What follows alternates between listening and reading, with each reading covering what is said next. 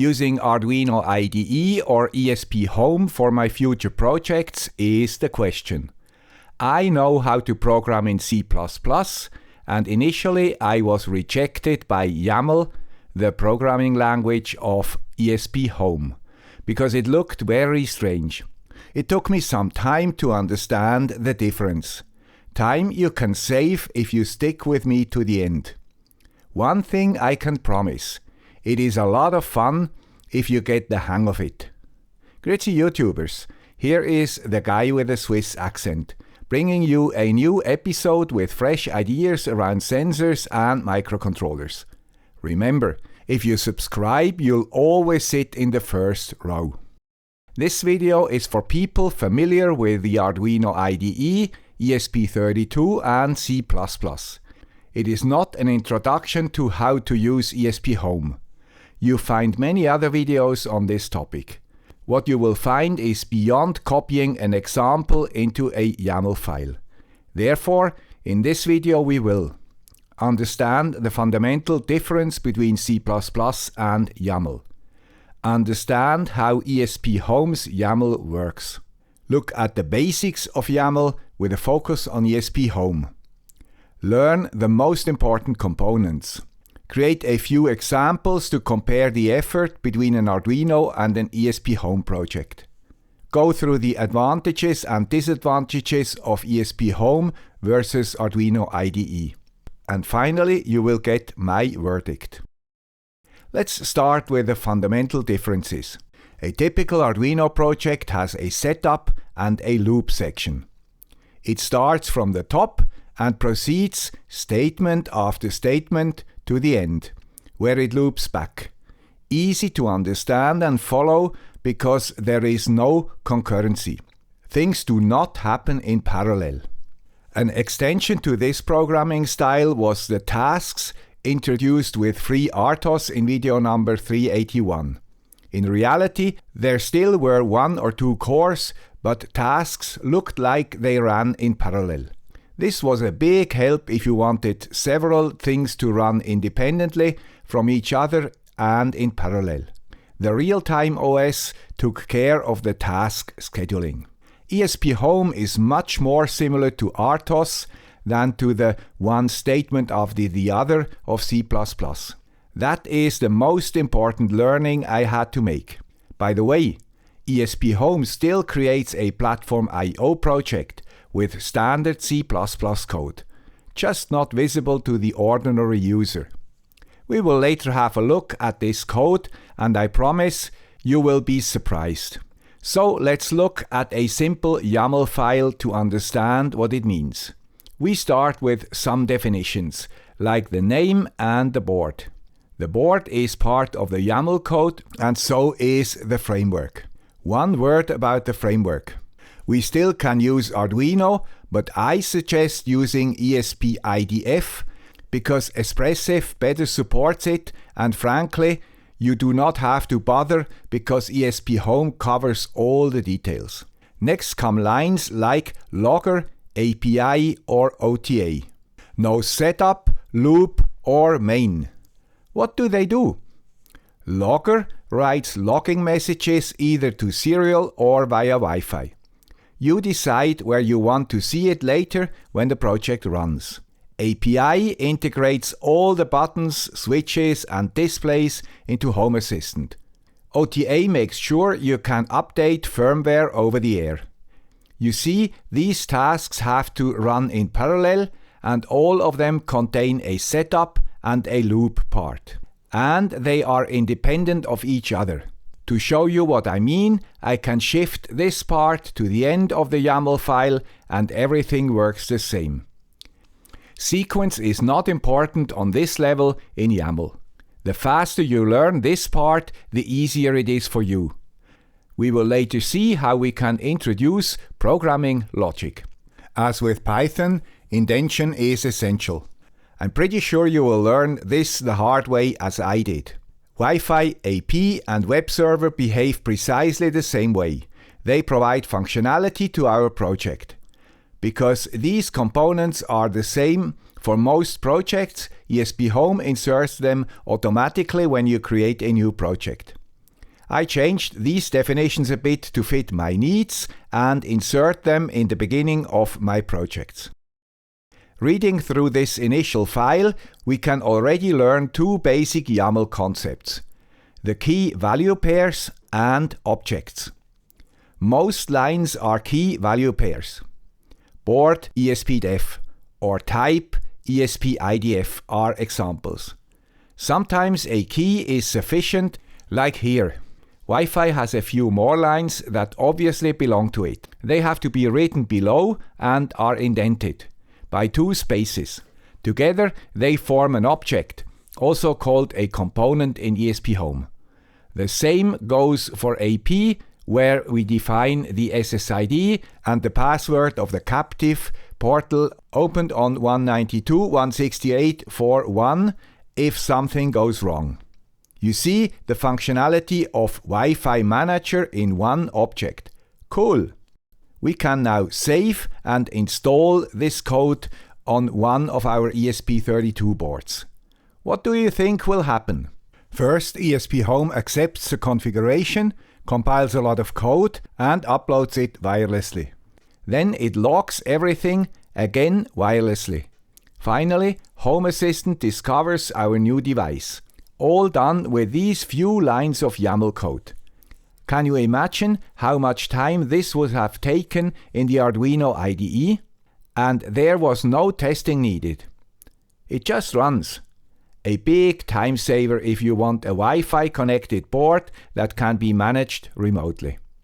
We could add more functionality: a remote reset switch, a switch to avoid deep sleep for firmware upgrades, and a factory reset button to delete all private information like SSIDs and passwords if you want to give your project away or sell it. Because we want to trigger the latter 3 functions from Home Assistant user interface, we add a button object and 3 functionalities. And here we see the next important YAML feature: lists. Because we have 3 of the same, we list them and add a hyphen. The platform contains all the needed functionality, including if the button is pressed. If we install this code, we get 3 buttons in the user interface. Everything with just a few lines of code. Enough infrastructure. Let's build a sensor. A BME 280 pressure, temperature and humidity sensor is a typical example. If you go to the ESPhome documentation, you see many pre-built components. I search for the needed example file and copy the sensor definition into my YAML file. Where? I'm sure you know the answer by now. It does not matter. As good practice, I add an ID to each measurement as a reference for future use. I get red squiggles below the text. Not good, because they mean trouble. Why is this? As you know, the BME 280 uses the I2C bus. Because I later plan to use another I2C device, I use one of these handy PCBs to connect it to the standard pins 21 and 22. Now I have to tell ESPhome about that fact. As soon as I add the I2C object, the squiggles are gone.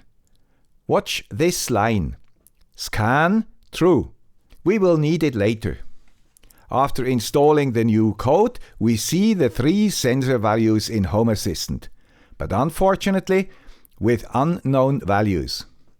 Looking at the documentation, we see that the BME 280 chip comes with different addresses. Fortunately, we entered the scan line.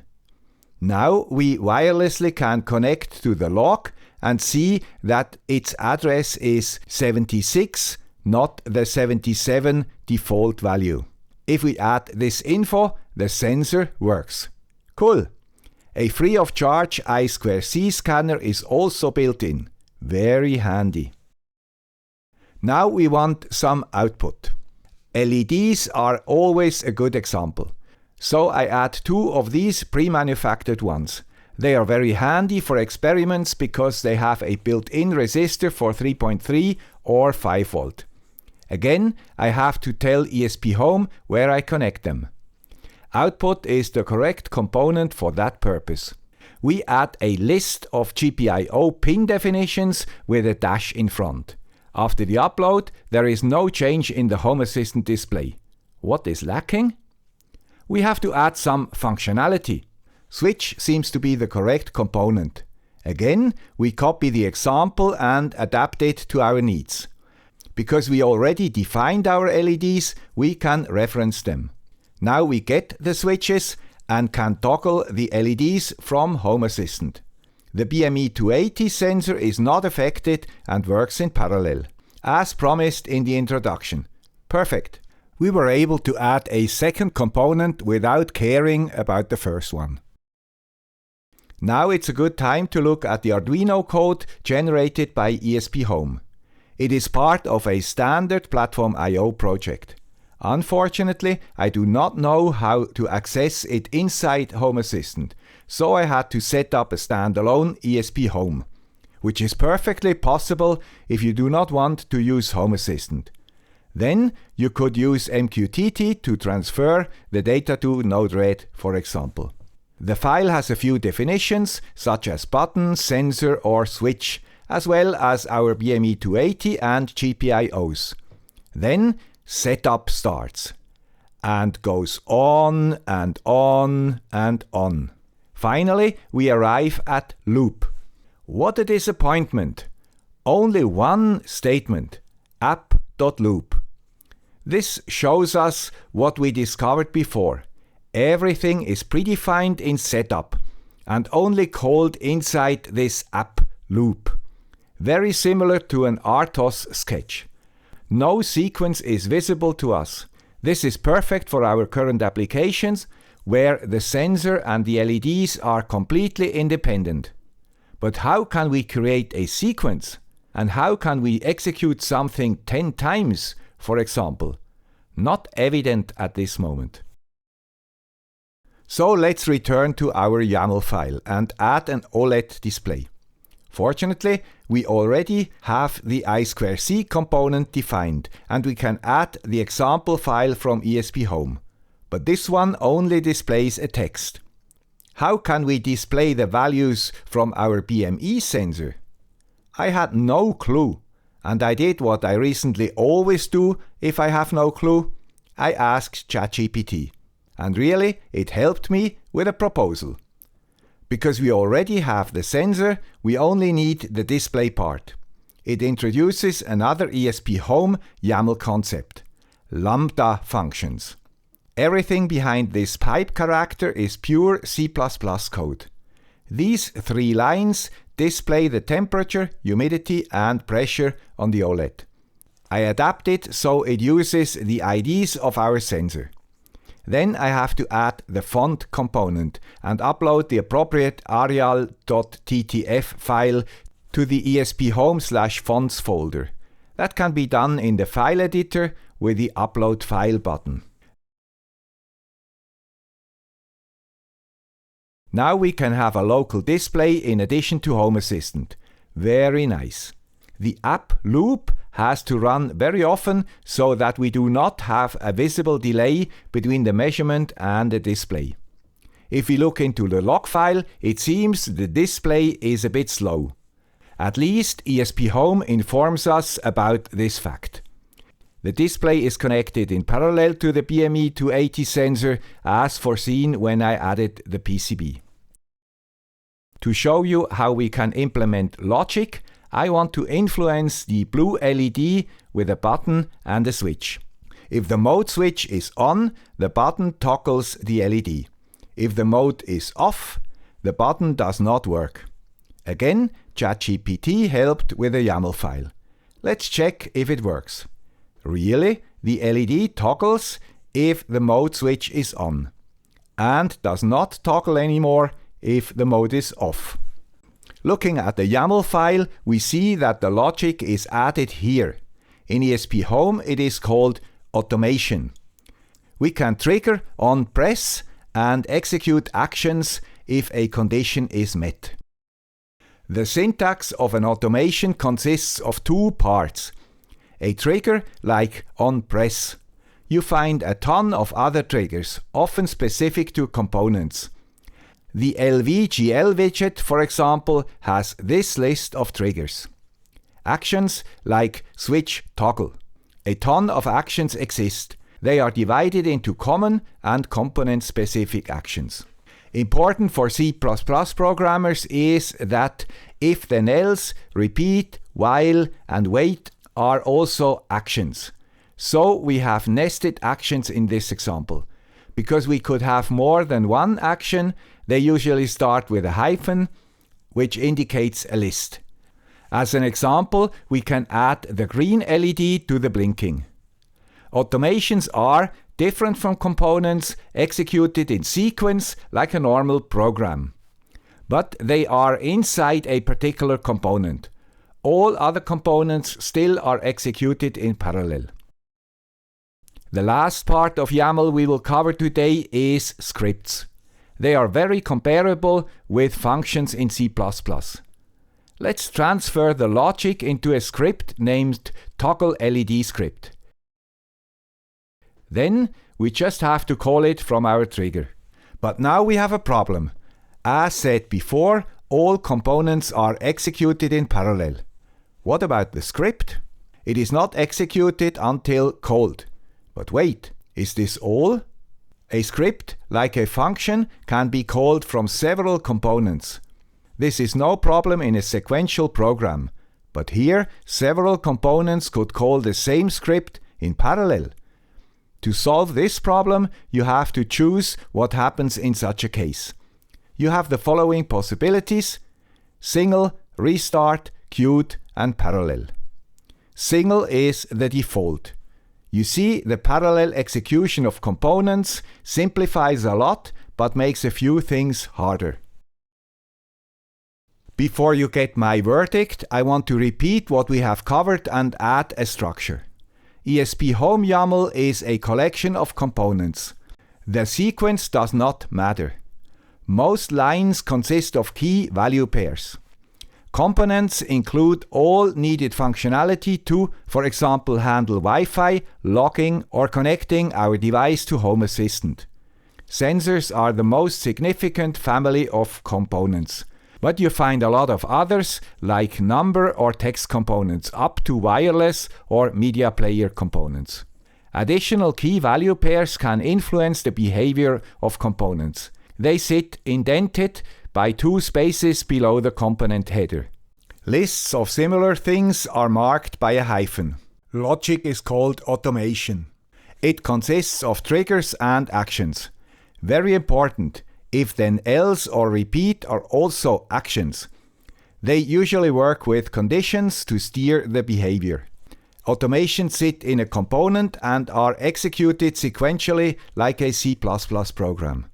Scripts are similar to functions where you can bundle functionality to either enhance readability or call it from different components. So now we come to my verdict. First, programming with ESPhome is fun. 4 things are much easier than in Arduino. The infrastructure around the project consisting of Wi-Fi, remote logging, OTA and integration into Home Assistant reduces much upfront work. Also because it is already tested. The independence of components and their parallel execution is much easier to understand. You just define what you need and you get it done. This is not easy to achieve in C++ because you have to write non-blocking code. Or you switch to FreeRTOS. No MQTT or other transport protocol is needed if you use Home Assistant. This saves a lot of time too. Prototyping is very easy. You start with one component and test it out. This is particularly easy if you use Home Assistant because you can immediately see the readings or interact with your sketch. This water meter, for example, consists of only one component with 15 lines of code. The second part is only needed to set the initial counter value once. And the debugging was very easy, because I did it remotely from my desk, not in the dark cellar. The examples of the documentations are already very useful, but ChatGPT puts one on top. Often I got a running YAML, or at least a fully functional component just with copy-paste. Incredible! Particularly the intentions are not easy for a beginner. This is where ChatGPT helps a lot. But there are also negatives. Just copy-paste code sometimes does not lead to success. For my water counter, I first had to understand whether I needed a pulse counter sensor or a pulse meter sensor. To reach this decision, I had to experiment with the sensor to understand their behavior.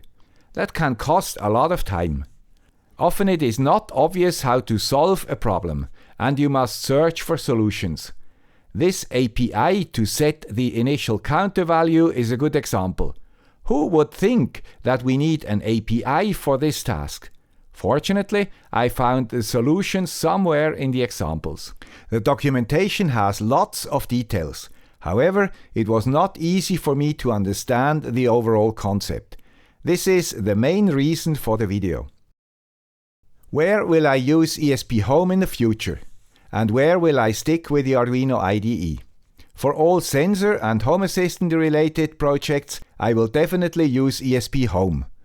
For example, I want to replace the PIR sensor that starts the water pump for our cat with a camera sensor to start only if the cat is there.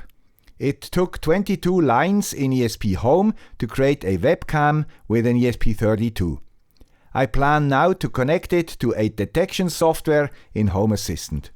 For all non-Home Assistant related projects, I will still use the Arduino IDE. Mainly if I can build on a ready-made library or project and if the component is not yet implemented in ESPhome. All in all, ESPhome is a significant driver towards using Home Assistant instead of Node-RED for me. One problem I still have not solved is the transfer of data from Home Assistant into InfluxDB. No, not the whole Home Assistant database, just particular sensor values. Maybe you can help me? That was all for today.